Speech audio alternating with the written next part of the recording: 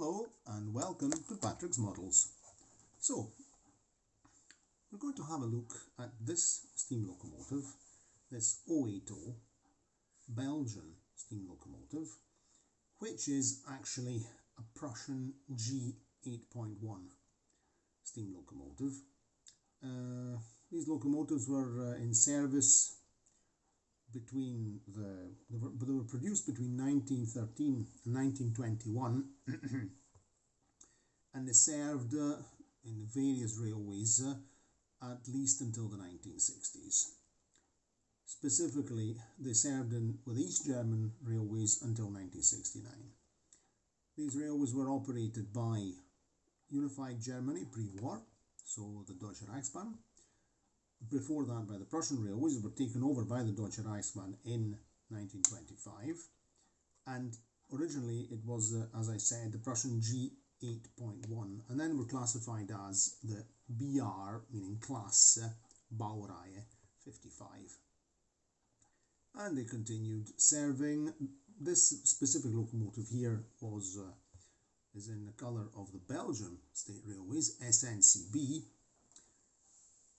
Apparently, quite a few of these were handed over by the German states to Belgium as war reparations after the German defeat in the Great War, to compensate for the damage to Belgium, the destruction with the invasion and occupation of Belgium during the First World War. Anyway, so that's a little potted history for you all. So what am I going to do this evening with this locomotive? So this is a very nice locomotive. Take the tender off.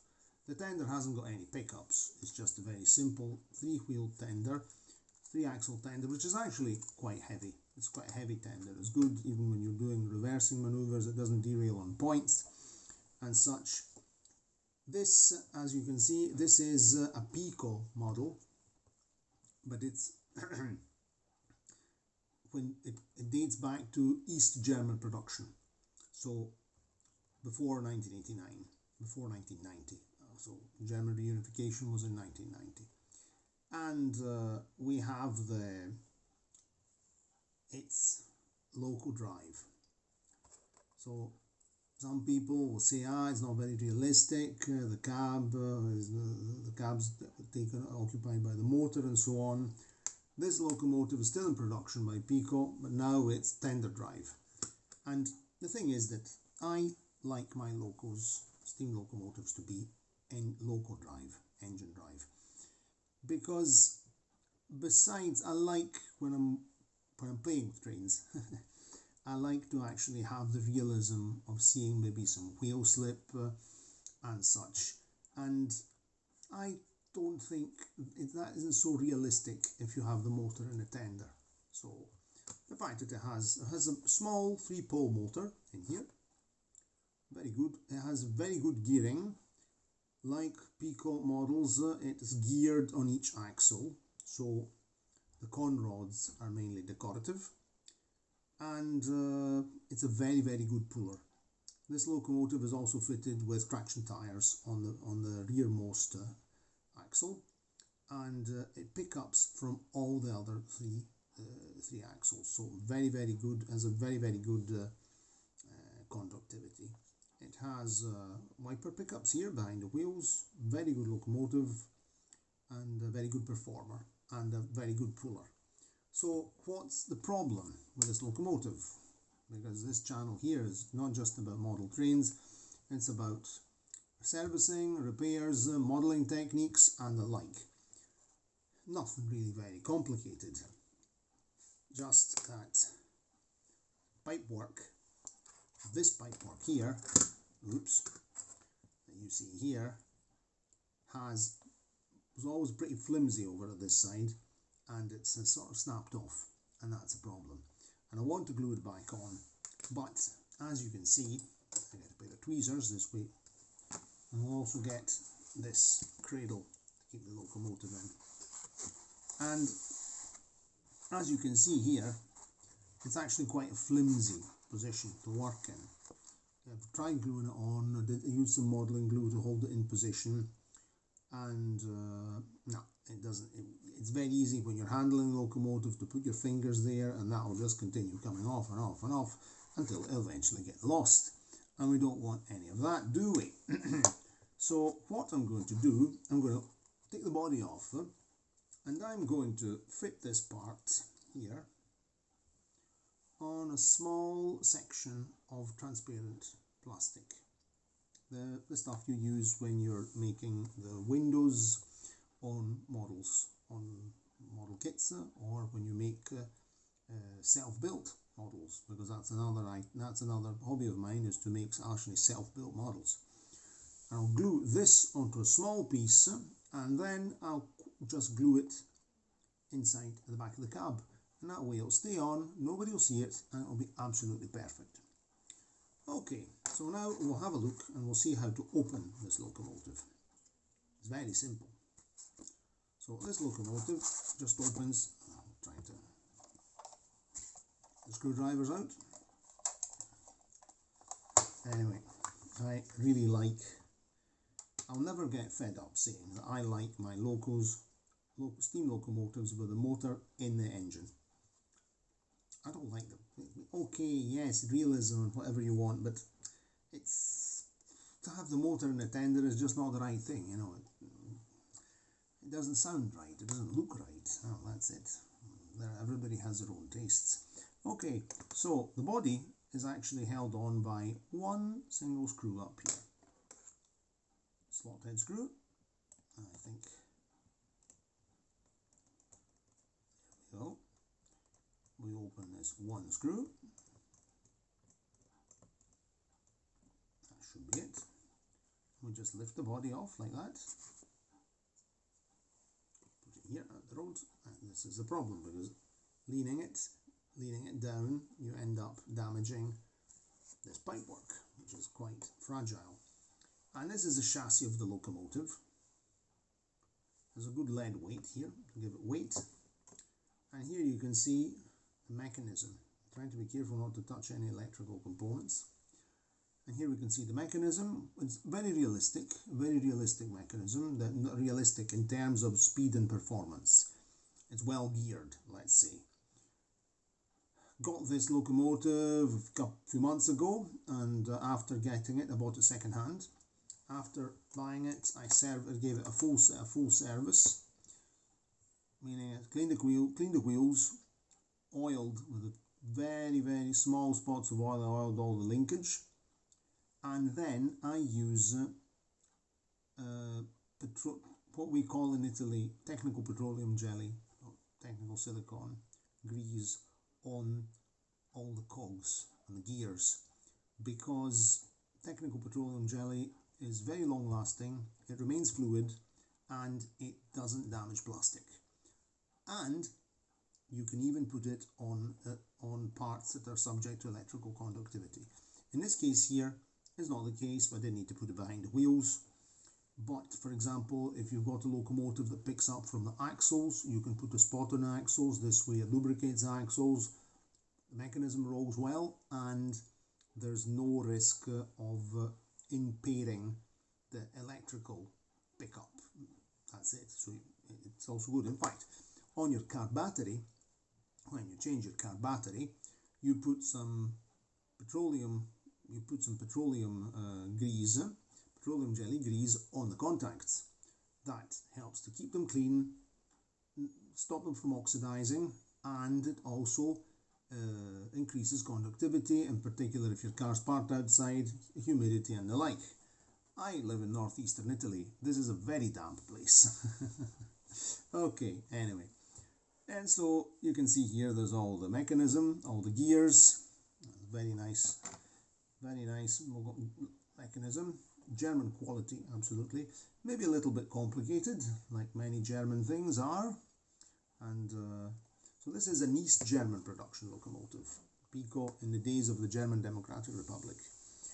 And East German products are as high quality and performing as West German products. This is a thing that they say. My father-in-law, he always used to have a Trabant car, you know, the two-stroke Trabant car, and he always said, it was East German, but it was German, and that means quality. Okay, anyway, so this is the motor and mechanism and chassis. We're not really interested in that. Let's put it out the road, and we'll have a look in here and see what we can do. So, what's the plan? This is to get glued back on here, and to be precise, it has to be glued on. Oops. It has to be glued on exactly like that. Sort of on these three. You can see here there are three. 1, 2, and 3. And this has to be glued on here. And there's no way this is ever going to stay on and not break off again when you're handling it, or if something happens. So I'm going to stick this here onto a little bit of transparent plastic to give it some backing, and I'll cut the transparent plastic exactly the size of this. I might even make it a little bit narrower because I'm just interested in anchoring it on well, but I don't want people to see it. Apart from the fact it's not really very visible down there on a chassis, that's not the case. Okay, so let's get some transparent plastic. See if we have maybe a sliver, because I always keep, when I'm working with models, I always keep small cutouts and things. I don't throw things away because it's all paid stuff. No, better get my second pair of specs because I can't see. Let's shift that. Let's see if we've got a bit of transparent plastic in here. Only got white stuff in here. Oh, maybe we're lucky. Here's a wee bit. That's a wee bit. I cut that. Don't know why I cut that, but there's been a wee trim. Let's see if maybe we can use that. That wouldn't be a bad idea at all. Okay, so let's look here. This could be our boy. That's the very one. That's him. Bob's your uncle. This will do very, very well. Also because I just need to have it glued on here in this part here where I'm in correspondence with these 3 pipes here. And what I'm going to do is I'll glue this on here, then I'll let it set, and after that we'll glue it on once it's glued on here. So let's just do some measurements just to have an idea of how far in. I can put this here like that. I would say we want to keep this more or less like that in correspondence, so we can make it a little bit sort of like so. Okay, right in the middle, and we can, the best way to proceed would be to glue this on first, or glue this on and then just trim our way around it. Let's see, which one do we do? That one or this one? I think the best thing to do is to go glue this on first. We'll glue the pipework onto the plastic, and then once it's set, we'll glue the plastic to the inside wall of the cab. Okay, so put that away, and now we'll use, this is one of my favourite types of glue, modelling glue, Glue and Glaze by Deluxe Materials.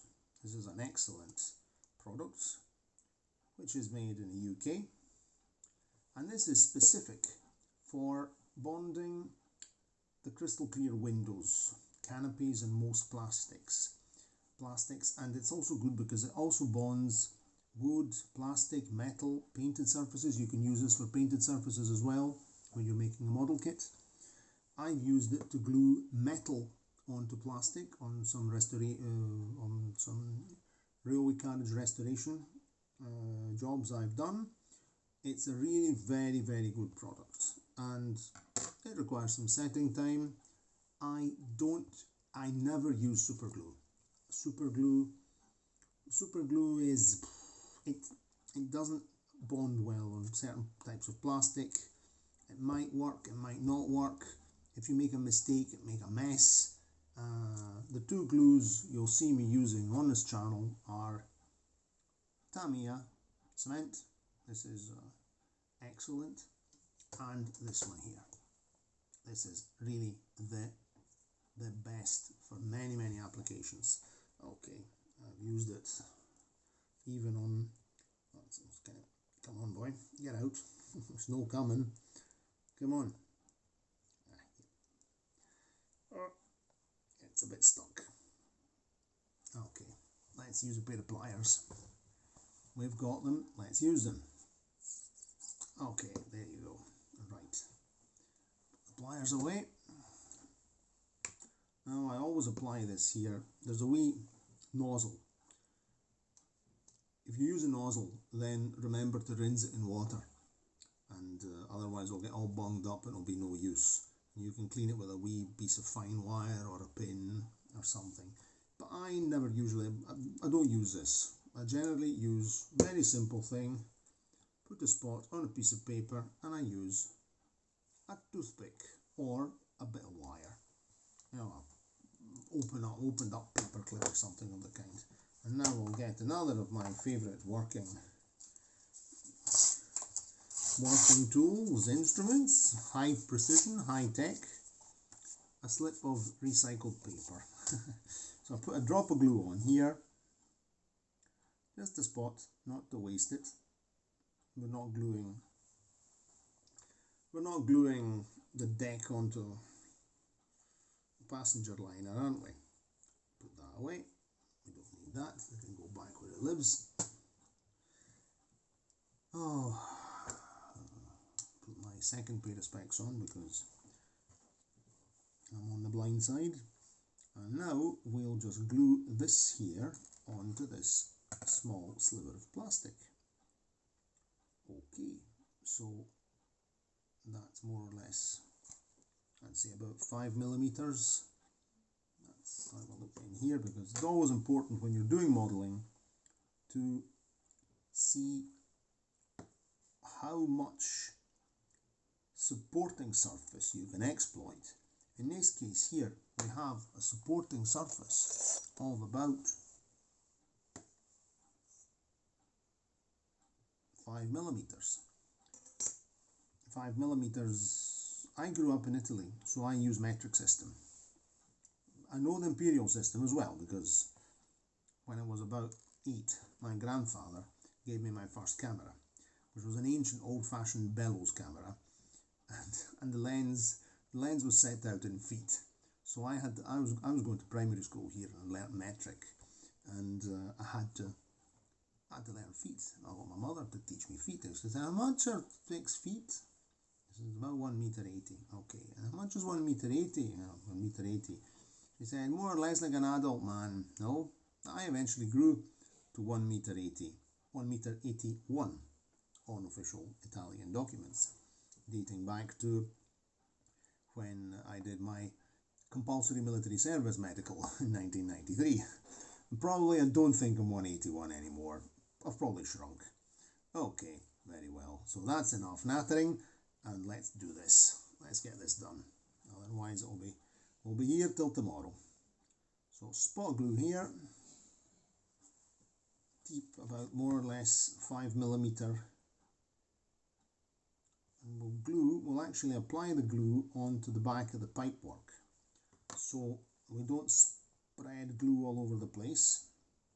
We don't really need too much glue, so we can hold this in position with the tweezers just to hold it there, and we can apply some glue to the back of the pipework.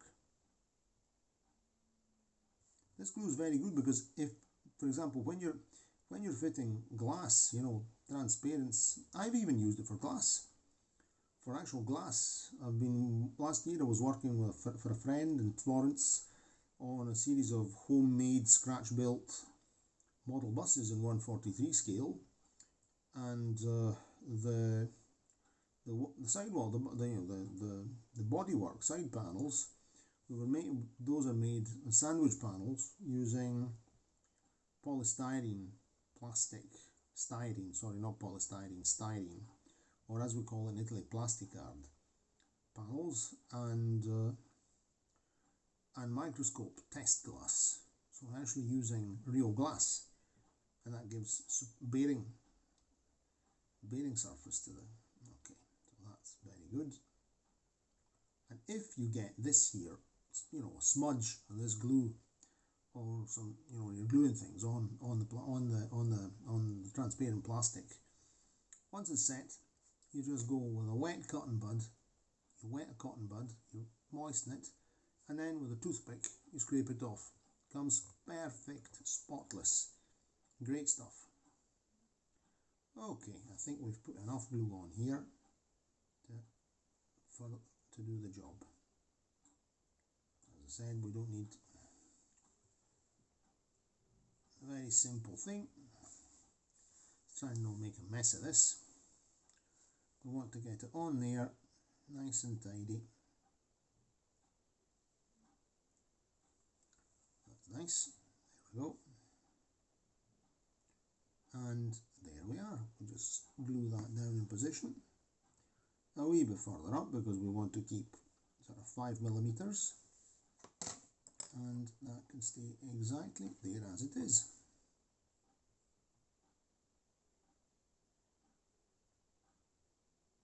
Excellent.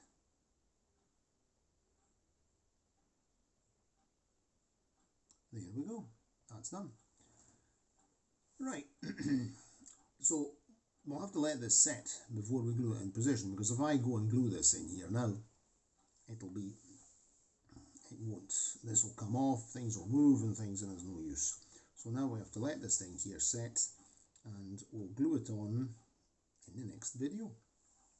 So we can just pop this here in a safe place, somewhere where it won't be knocked onto the floor. And the like, where can I put it? Oh, this place is a mess. My wife always says it. She wonders how I can live in such chaos. But I don't, it's not chaos. It's an organised chaos, which is different. That's the thing. Okay, so that's that. We'll put this here in a safe place, right up there, out the road. That way I keep my eye on it, because this is also my studio where I work. Right. Anyway, thank you for viewing for the moment, and I think I'll wind it up here. And anyway, next video we'll glue that on and and set it and reassemble the locomotive, and that's that. So I hope you enjoyed the video. This will be the first video of hopefully many other similar videos, and in the next video, as I said, we'll glue this on, and then after we'll do another one with a presentation of this locomotive on my small layout, which I'll also dedicate a specific video to this layout, how to make a simple but relatively realistic layout using very simple techniques. The kind of layout that you can take, lift it up and keep it and store it behind the door. Okay, right, so that's all for now. Thank you very much for your kind attention, and cheerio, and see you next time.